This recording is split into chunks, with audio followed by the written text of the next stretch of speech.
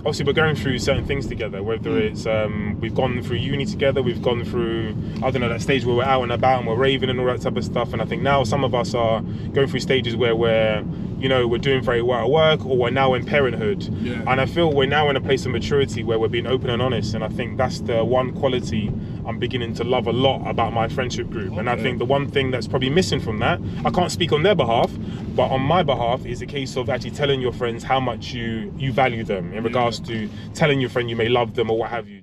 Me, you, and the driver, we gotta get this photo together. We gotta get this selfie. Oh, open it. Have you got a bag? A bag for fucking what? We grocery shopping or something? We doubling up on these bags? I was like, wow, women are incredible. I've been out here every single weekend since I've been doing this, picking up people who have had amazing nights. Hoffman, I'm sleeping. I'm staying here. Leave me alone. I mean, I've always said this anyway, that this thing has killed me, but I can see I've aged. I look at my beard, mad grey hairs. It is mad.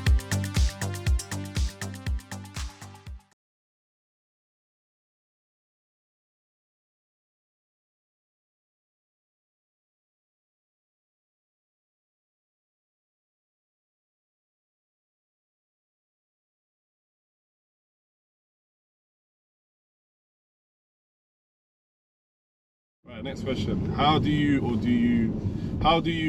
you like to escape from day-to-day life?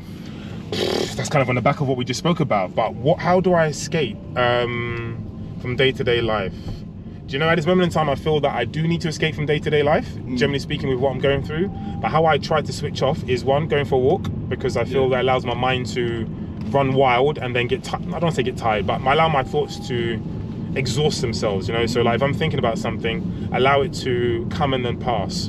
Or I like to watch YouTube and watch absolute nonsense on YouTube. It could be hyenas chasing impalas or what have you. Honestly, yeah. So like that's what I tend to do. And yourself? I like to go for drives. I do walks as well. I like nature. I go to like forests, and I'll drive to the countryside and go for walks. Drive to the beach, and I also I'm a YouTube man as well. I just sit down and watch YouTube. And I listen to classical music. Really? Yeah. Okay, cool. You would never think that, innit? No, I wouldn't have thought that. You know, like I listen to classical music. I'll drive like on the way to work, and I'll just like listen to classical music and stuff like that. Nice. I wish I'd do that. I wish I'd do that a little bit more actually, because I listen to. Oh, I was gonna say something Bocelli. I forget his name anyway, but like I don't listen to enough of him or enough of classical music, because sometimes when you listen to secular music quite often, it can be a bit jarring, do you know what I mean? Constant. It's soothing though, it's calming. It's very calming. The next question. Yeah, next question. Alright, cool. What qualities do you have most in your closest friends? What qualities do you value most in your closest friends? Do you want to go first? What qualities do I value most in my closest friends? Qualities though? That's a good question. The answer. Okay, cool. Let me go. Okay, cool. You go first. Yeah, so I would say, like, as we're getting a little bit older, I feel that, like, obviously we're going through certain things together, whether it's we've gone through uni together, we've gone through, I don't know, that stage where we're out and about and we're raving and all that type of stuff. And I think now some of us are going through stages where we're, you know, we're doing very well at work, or we're now in parenthood. Yeah. And I feel we're now in a place of maturity where we're being open and honest. And I think that's the one quality I'm beginning to love a lot about my friendship group. And I think the one thing that's probably missing from that, I can't speak on their behalf, but on my behalf, is a case of actually telling your friends how much you value them in regards to telling your friend you may love them or what have you. Do you know what I mean? And I guess in losing someone, in my dad, because I think that's probably I've experienced death before, but I think that's the first time. I think that's a lie, actually. Well, I'll say this anyway, and hopefully people understand. It's the first time I felt like this in regards to experiencing a death, where it feels like it's never ending. Do you know what I mean? Because obviously death is quite permanent. Do you know what I mean? So that will be it. I love the fact that we're quite open and honest about anything, and I feel we can speak about anything. Okay, so I got one. It came to me. The qualities I like is my friends don't change up my closest ones. So you know, you got those friends that you don't see for a month, 2 months, you might not speak to them, and it's like, it's awkward and funny, and it's like, where you been? Why ain't you phone me? But then my closest friends, it's never that vibe. Like I got my closest friend from primary school. I might not speak to him for a year, 2 years, and when I speak to him, it's love. It's just like, It's just like I spoke to him yesterday. And he can answer for anything and vice versa if I'm going through something and I need something. And it's never awkward and it's always love. And also, I value these people that's there for me as well, man, that just check on me and make sure I'm good and things like that. So yeah. I love that, man. Yeah, I love that. I value. Well, pulling up to Elin anyway, so we'll let that be the last question. You want to do a lap or something? We can do a lap if you want. You want to? Yeah. Okay, cool. Why not? No worries. All right, lovely. Okay, cool. Let me go this way. Okay, cool. Go on. Another question. How was your understanding of family? How was your understanding of family evolved over the years? Yeah, go on. You go first. Understanding of family, right? So, as I've got older, I've realised that my parents and my mum, they've gone through things too.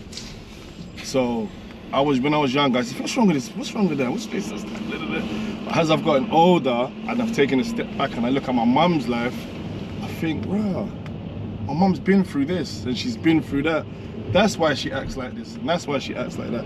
And it's kind of give me more patience and understanding and even have more love for my mum as well and more empathy towards her, because like I said to you before, I grew up a bit with trauma and I was a bit angry inside at the whole world and things like that. But as I've gotten older and realised we've all gone through things, yeah, that's what's changed my mind, man, with family, should I say.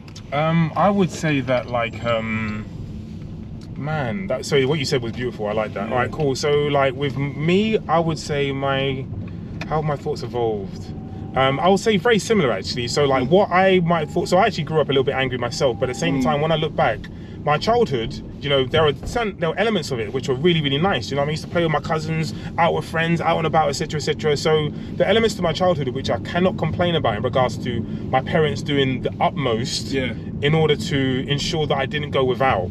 And it's now that I look back and you ask those questions, or you look back at certain situations and you realise, my parents were going through things. Do you know what I mean? So, like, what might have been a great period for me might have been a very, very difficult period for them. Do you know what I mean? And now that I'm older, all right, I'm a massive proponent of ensuring your parents now enjoy what might be their retirement and things of that nature. Do you know, it's mad. And now I've got friends who are parents, and sometimes they say they ain't got time for themselves, or they're looking for a weekend getaway, a weekend blast. And what might look like a difficult time for them, their child is having the time of their life. Do you know what I mean? So I try to ensure that I bear those things in mind, or like maybe not say, but just, I think living in the moment in those difficult times, I don't want to say difficult times, living in the moment in those times when you're raising your children. I'm not raising children, but living in the moment in those times, I just think is really, really important, so you can actually get as much out of life as possible. Do you know what I mean? So what might be a difficult period for you as a parent is a phenomenal time for your child. And for as long as you remember that or know that,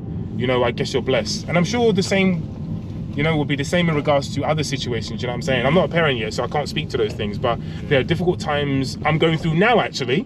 All right, but I'm enjoying this conversation, and I'll talk to someone about this conversation. Or I'm going out for dinner this evening. I'll enjoy myself at the dinner table. Do you know what I mean? Tomorrow I've got football. There's so many different things that I'm going through, all right, or doing at this moment in time. And I guess for me, it's just a case of just understanding or appreciating those really, really small things in terms of living in the moment, going for dinner, having a conversation with someone. You see what I'm saying? Yeah.